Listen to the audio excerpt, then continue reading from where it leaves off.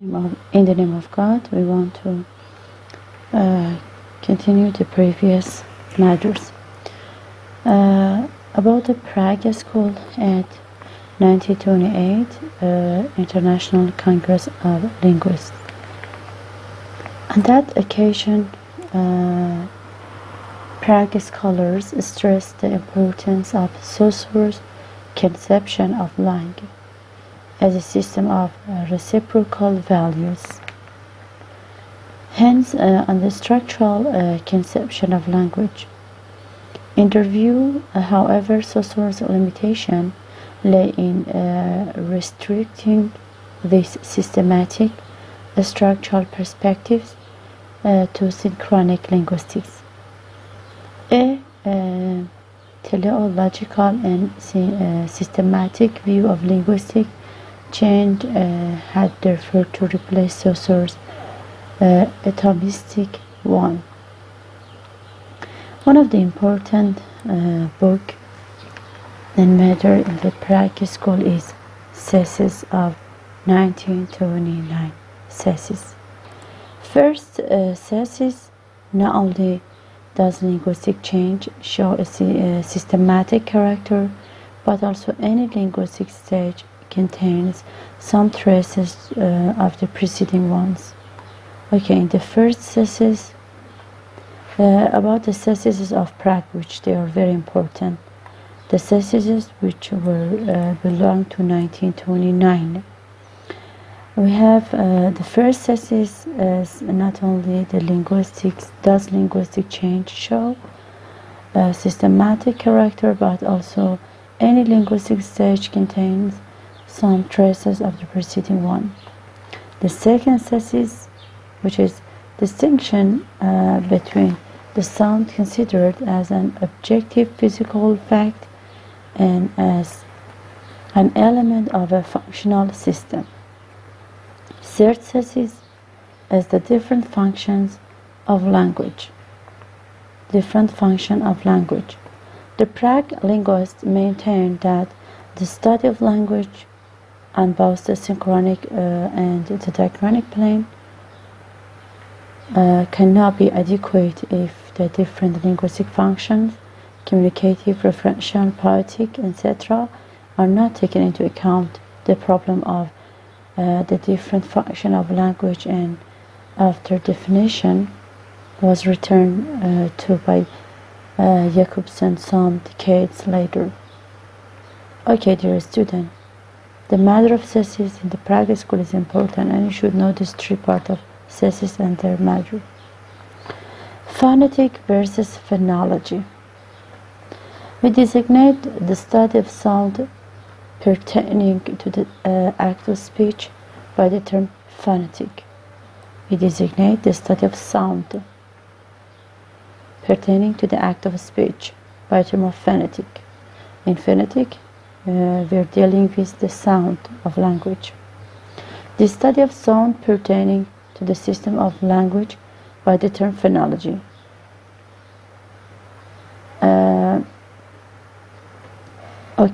When we are dealing with the study of just sound, that means that which is the act of speech, and we are dealing with the nature of sound, which is phonetic. But in phonology, we are concerned with the system of language.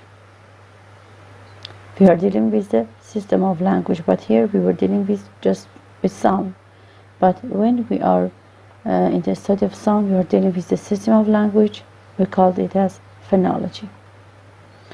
Not all is said by defining phonology as the study of sound pertaining to the system of language, the phonetic as the study of sound pertaining to the act of speech. The difference between the two sciences must be shown in greater detail.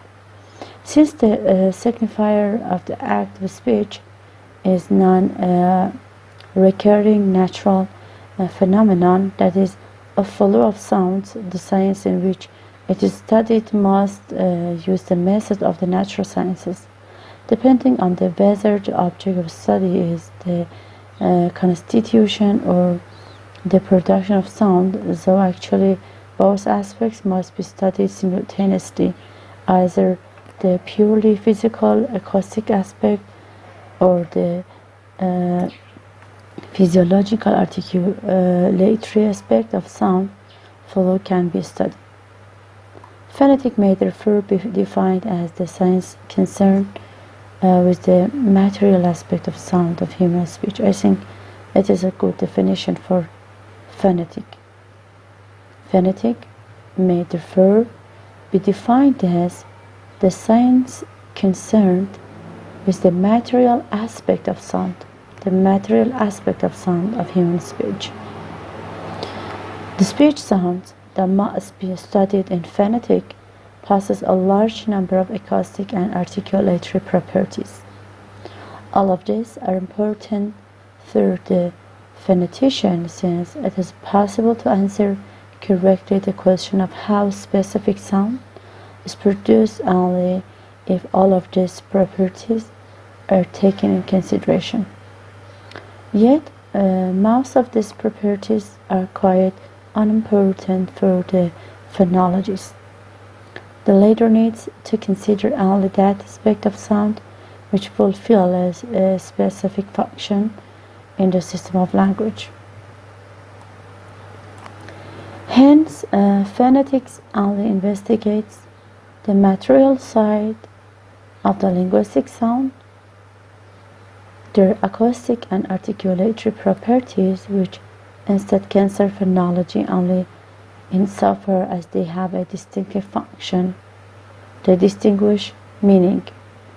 This distinctive function differs across languages. Some different sounds which bring about a meaning difference in a given language don't produce it in another. The notion of phoneme.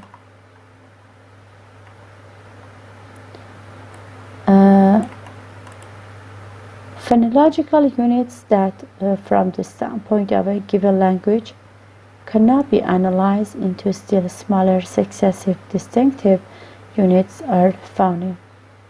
The smaller successive distinctive units are phoneme. It is the definition of phoneme. Smaller successive distinctive units. Maybe for a final exam, I give you this part and I ask you that what we mean by smaller successive distinctive units. You should know that that is phoneme, or maybe I want you to find the definition of phoneme. Therefore, phoneme are the smaller successive distinctive units.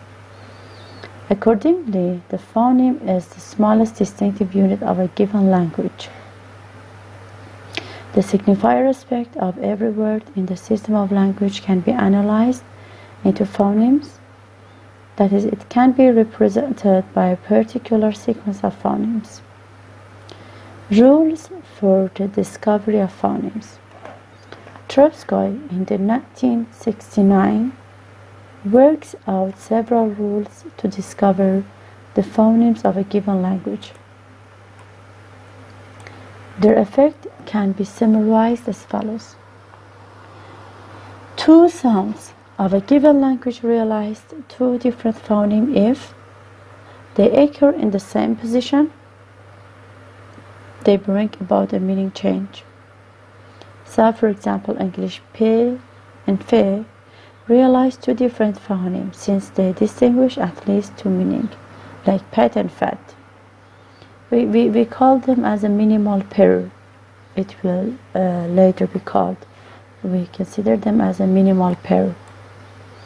Phonemes are always defined with respect to a given language, since some sounds can be distinctive in one language but not in another. Like velar nasal consonant, like the final sound in English sing, which distinguish, like in think, velar nasal consonant, and the final sound in English sing, which distinguish it from sin, with the final alveolar nasal. Velar nasal consonant also occur in Italian, like in a word like sang, mean blood, but in this language there is no minimal pair brought about by the contrast between velar nasal versus alveolar nasal, like the English case just cited. Therefore, the velar and the alveolar nasal consonant in Italian are not a phoneme, but Arabscoid terms variant of the same phoneme. More exactly, they called the combinatory variants, which we consider them as allophones in American structural linguistics. It means that maybe some sounds considered as allophone in language, and in another language they be a phoneme.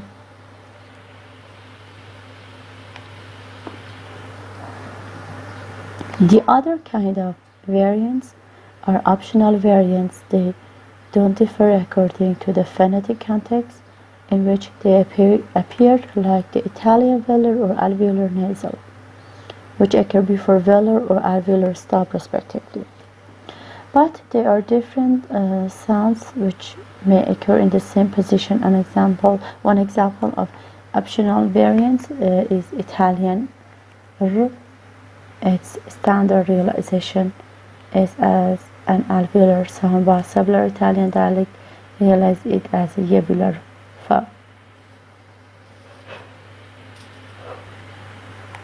Another school is Copenhagen School. Dear students, we read about all of them in the previous session, and here I give you the important point, and I want to remind you of that matter. Some names in Copenhagen School are Viggo Brundal in 1887 to 1932, Louis Yelmesov in the 1899 to 1965. Yelmesov linguistic theory or glasmatic, transcendent and immanent linguistics. To establish a true linguistic which cannot be a mere ancillary or derivative science, something else must be done. Linguistics must attempt to grasp language not as a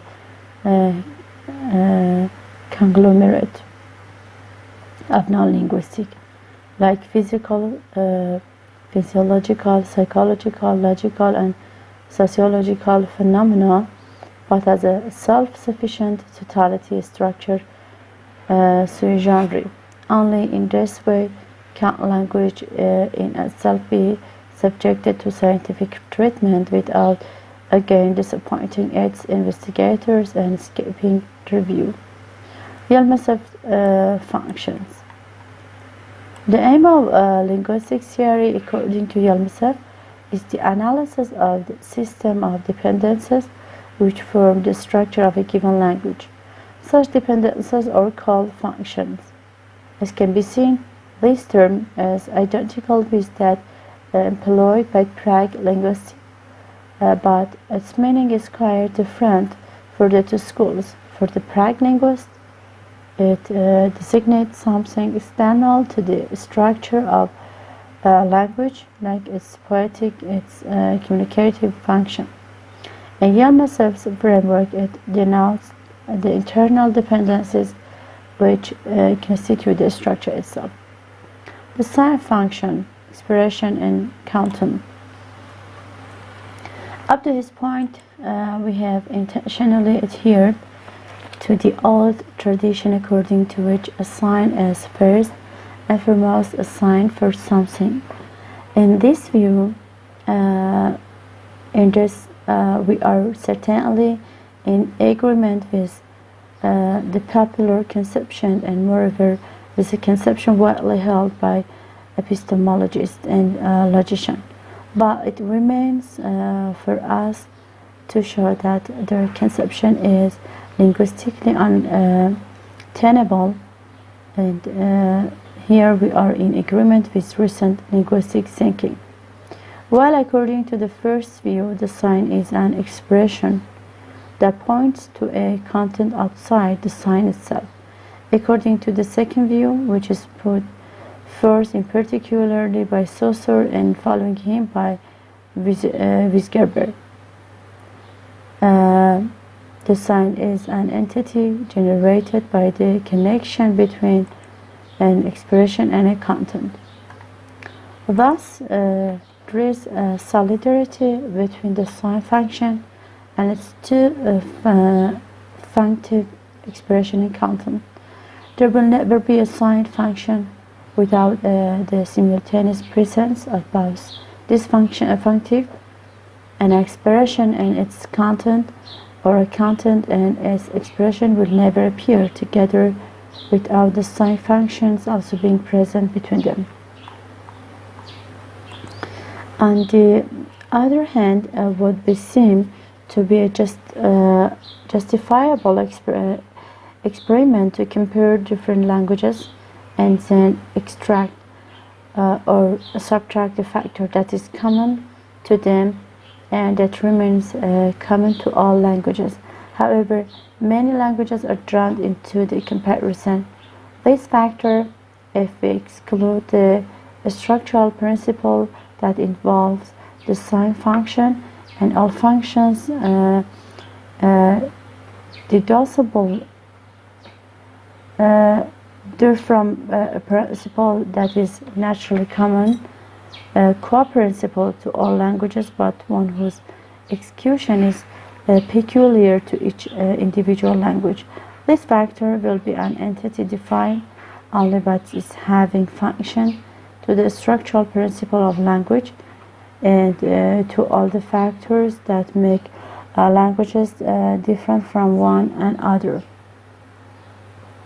This common factor we call purport. Okay.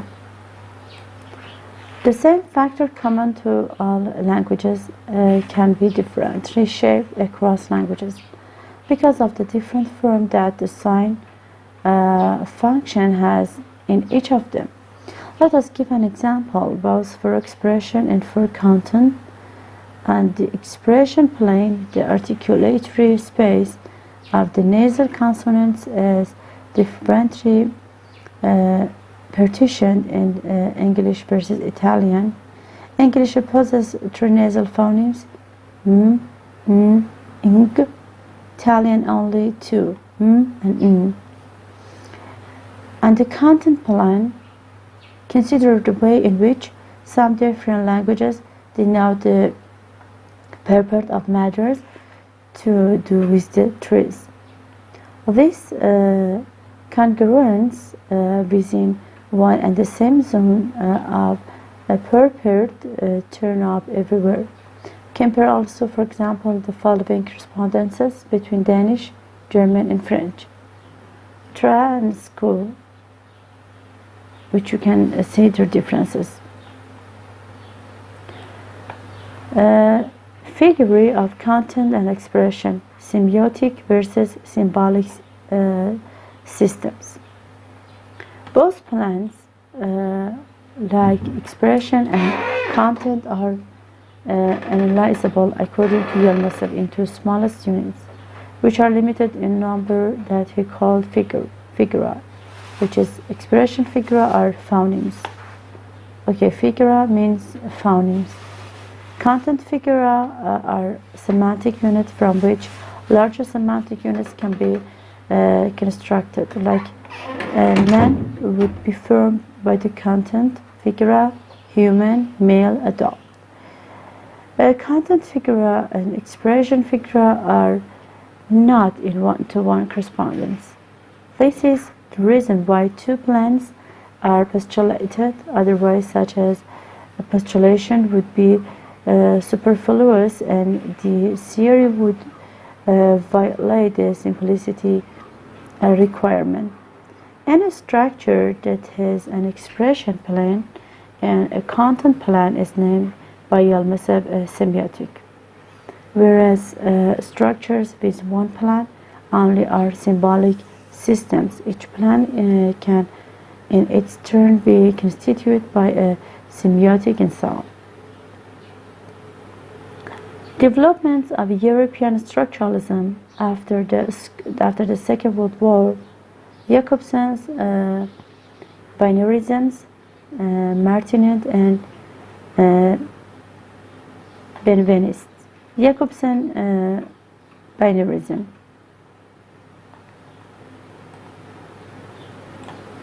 Since the late 1930s, Jacobson remarked that phonemes are not the smallest distinctive units, but they are actually constituted by even smaller entities, the distinctive features. For example, D differ from N because of the feature nasality, and it differs from T because of the feature tenseness. During the 1950s, Jacobson, together with Maurice Halle, in the 1923, further worked out his theory. Any phoneme of any language is analyzed as containing or not containing a given feature from a universally fixed set of 12, later 13 features.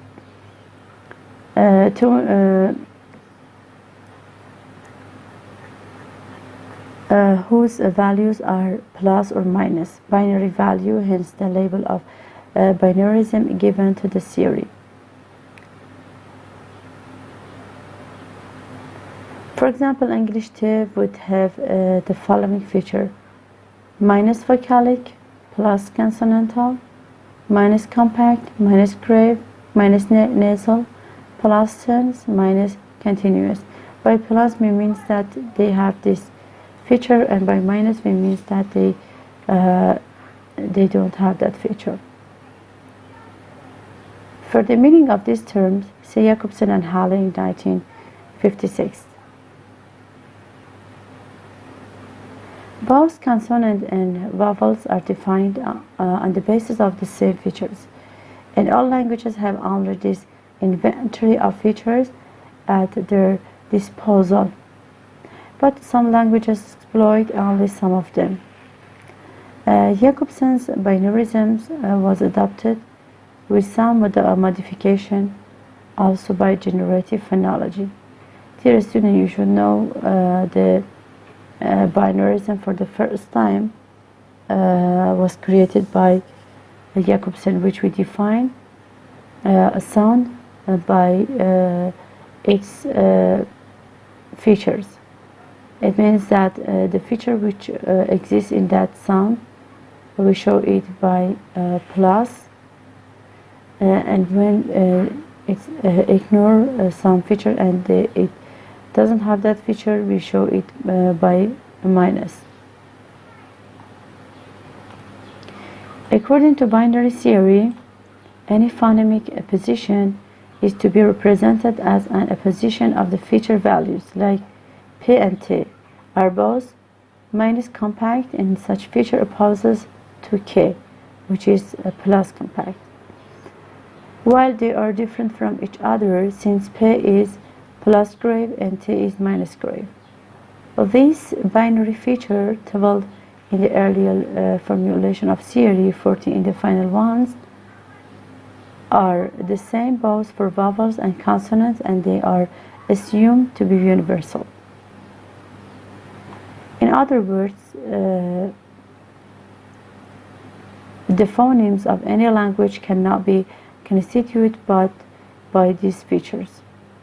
Cross-linguistic differences are accounted for the fact that not all features occur in all languages, and that some phoneme can have a positive value in one language and a positive value in another. Le is vocalic plus vocalic in Czech, but minus vocalic in Italian. Binarism was first proposed by Martinet. Andrew Martinet in 1908 to 1999. Martinet was in the 1930s a foreign member of Prague Linguistic Circle. He consistently developed that functional view of language explicitly stressed by the Prague thesis. Natural languages, in Martin's view, have three features in common: their communicative function, their use of vocal utterances. Natural language is essentially an primarily a vocal phenomenon, only derivatively a written one, and the double articulation, like a first articulation into significant unit, which are in their turn articulated into distinctive unit. Emily Benveniste combined his experience in the field of historical comparative grammar of Indo-European languages with a particular skillfulness in the analysis of linguistic facts. His first important contribution to general linguistics was an essay devoted to Saussure's doctrine of the linguistic sign, where he states that it is the relationship between the linguistic sign and the reality which is arbitrary, while that between the signifier and the signified is necessary. In this way, Benveniste contributed to the clarification of some issues which appeared somewhat obscure in the Saussure 1922 text edited by Bailey and Sechet today on the basis of handwritten sources. It is possible to say that Saussure's authentic thought was close to Benveniste's interpretation. Other European schools of structural linguistics, Guillaume and Tesnier, Gostva Guillaume in 1883 to 1960. Guillaume attempts to build a new theory of language which relates the notion of system to his own notion of time. This theory is called by Guillaume psychomechanic. Guillaume also reshaped the position between langue and parole. Langue is potential, while parole, which Guillaume proposes to replace with discourse or speech, is actual. Guillaume investigates not only intersentential syntactic phenomena, but also intersentential relation. Like, he opposes two sentences such as "I spoke to Peter" and "It is Peter I spoke to" as a basic sentence, versus a new expressive sentence. This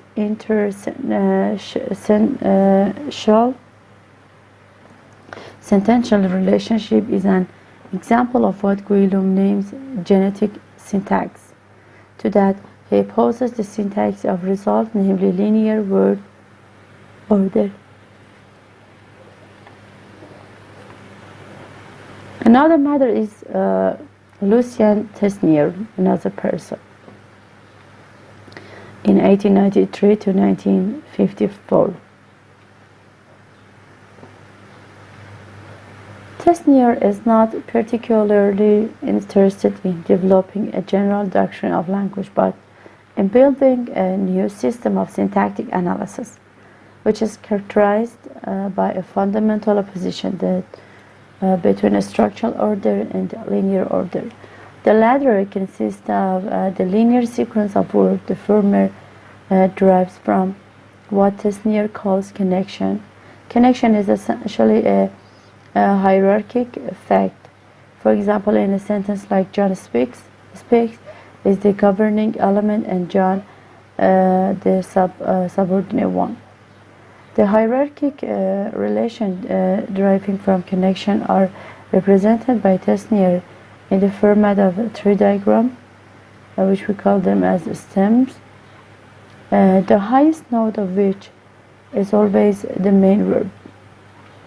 The verb is therefore the central category of syntax. According to Tesnier, And according to Tesnier and his classification of verb according to the number of participant rules at accents, they can take in his best known contribution to syntactic theory his so-called valency grammar. So there are zero valency verbs such as metrological ones, one valency verbs, the traditional intransitives, two valency verbs, the traditional transitive, and the three valency verbs such as the verb of telling and giving. Okay. London School. Some names for London School are Daniel Jones in the 1881 to 1967. First, in 1890 to 1960. Halliday in 1925. John's definition of phoneme. A family of uttered sounds in a particular language which count for practical purposes as if they were one and the same. First view of language. First view of language is characterized by the key rule it assigned to the notion of context. He defined meaning as functioning context. Not only words and sentences, but even phonetic units have meaning. It is therefore not surprising that first most original contributions in the field of both of phonology and syntax are related to the notion of context. According to the first Prague, phonology restricted itself to the paradigmatic approach, namely to the delimitation and classification of sound and phoneme, while a syntagmatic approach is also necessary, namely the analysis of the context where the sound occur. Prosodies are therefore to be added to the phonemic entities, and actually first model of phonology is named prosodic phonology. By prosody, first doesn't only mean accent, tones, or intonation, but also any other entity defined on the basis of its function within the spoken chain. Okay, dear student, the definition of prosodic phonology by first is important. First doesn't by prosodic phonology and by prosody, first doesn't only mean the accent, tones, and intonation, but also any other entity defined on the basis of its function within the spoken chain. For example, the English central vowel schwa, which occur in the word as can and was when they are unstressed, is not a phoneme but a prosody, the occurrence of which is determined by the rules of English syllabic structure. American linguistics from 1920s through 1960s. The American linguistics are Sapir and his heritage. Edward Sapir in 1884 to 1939, his views of language. The lungs developed, roughly speaking, in connection with the necessary biological function known as breathing. The nose is an organ of smell. Teeth is an organ useful in breaking up food before it was ready for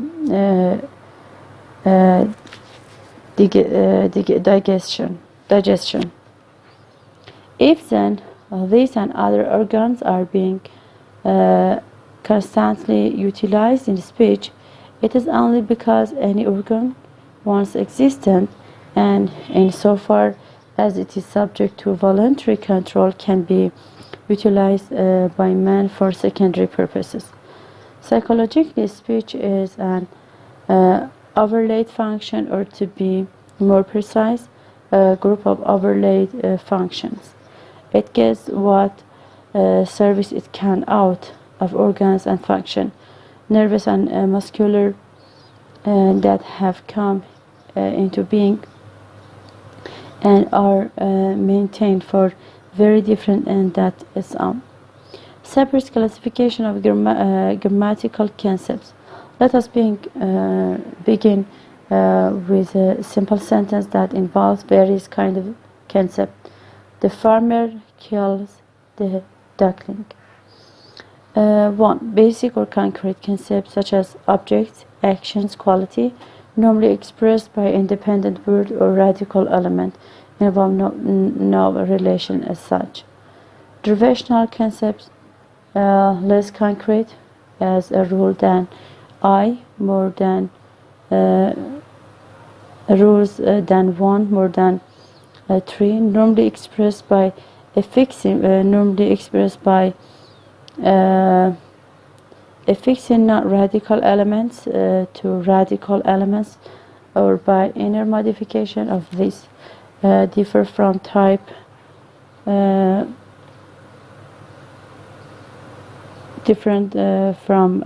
type 1 in defining ideas that are irrelevant to the proposition as a whole, but that give a radical element a particular increment of significance and that are thus inherently related in a specific way to concepts of type 1.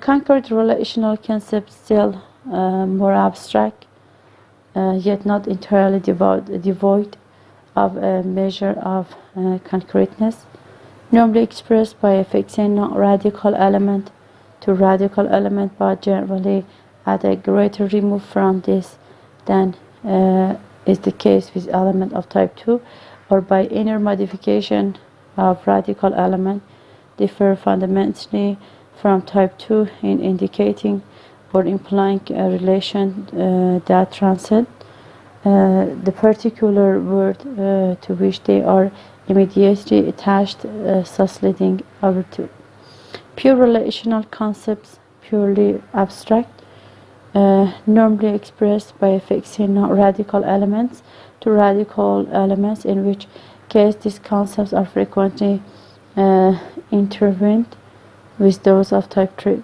or by the inner modification by independent word or by position serve to relate the concrete element of the proposition to each other, thus given it definite syntactic form. Dear students, all of these ideas are not important. When you are summarize this session, just point the important matter, and all of the details are not important. Sapir's typological classification of languages. The possible combination of the four group of concepts bring about Sapir's classification of languages into four conceptual types. Type A, languages only contain concepts, like concept of group 1 and 5 in Sapir quotation above. Those of type B, concepts 1A, 1B, and 2B, like group 1, 2, and 5. Dear student, we explain them in this paragraph by this number. Concept 1A, 2A, and 2B, like the group of 1, 3, and 5. Those of type T, all four kinds of concept. Some followers of Sapir, the Sapir-Whorf hypothesis, we are thus introduced to a new principle of relativity, which holds that all observers are not led by the same physical evidence to the same picture of the universe unless their linguistic background are similar or can some way be calibrated. This is the definition of Sapir-Whorf hypothesis. Another person is Bloomfield, Leonard Bloomfield, in 1887 to 1949, behavioristic approach. We should know that Bloomfield's approach is behavioristic. Suppose that Jack and Jill are walking down a lane. Jill is hungry. She sees an apple in the tree. She makes a noise with her larynx, tongue, and lips. Jack vaults the fence, climb the tree, take the apple, bring it to Jill, and place it her hand. Jill eats the apple. It is evident that the connection between Jill's vocal movement and Jake's hearing is subject to very little uncertainty or variation, since it is merely a matter of sound wave passing through the air. If we represent this connection by a dotted line, then we can symbolize the two human way of responding to a stimulus by these two diagrams. Speechless reaction, which you can see here, the reaction mediated by speech. This is the reaction. Immediate constituent analysis.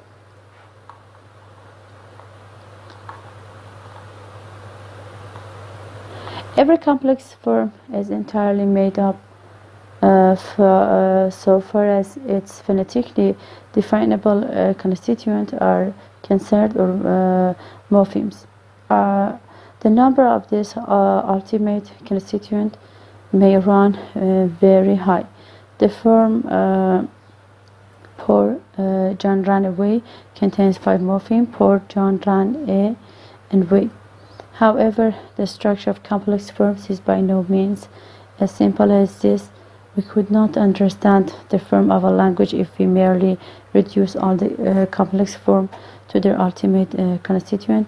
Any English-speaking person concern himself with this matter is sure to tell us that the immediate constituent of poor John ran away are the two forms poor John and run away. That each of these is in turn,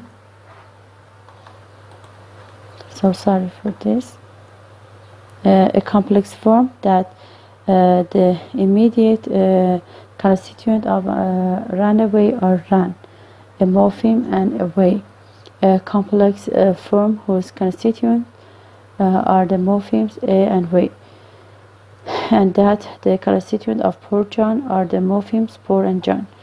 Only in this way will proper analysis lead to the ultimate constituent morpheme.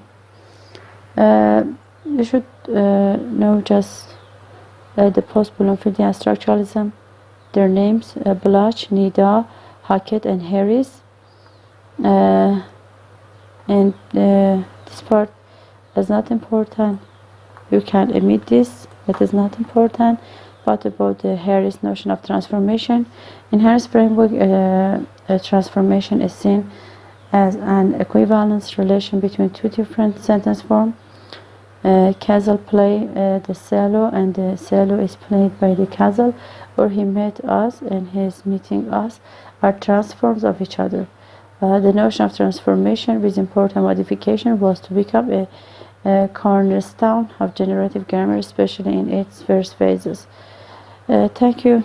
It is enough until this matter. The beginning of the typological linguistics, Joseph Greenberg. It is not important.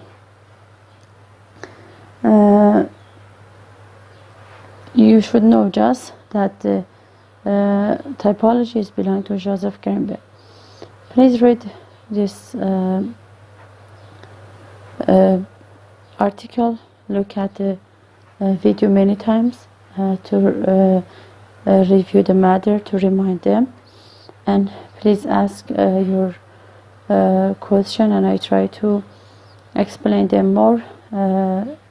I think for your summarization it is not necessary to write the details, just mention the important point, but for your final exam you should know the details. Please look at the video many times and send your question to me, or ask your question through WhatsApp. Thank you.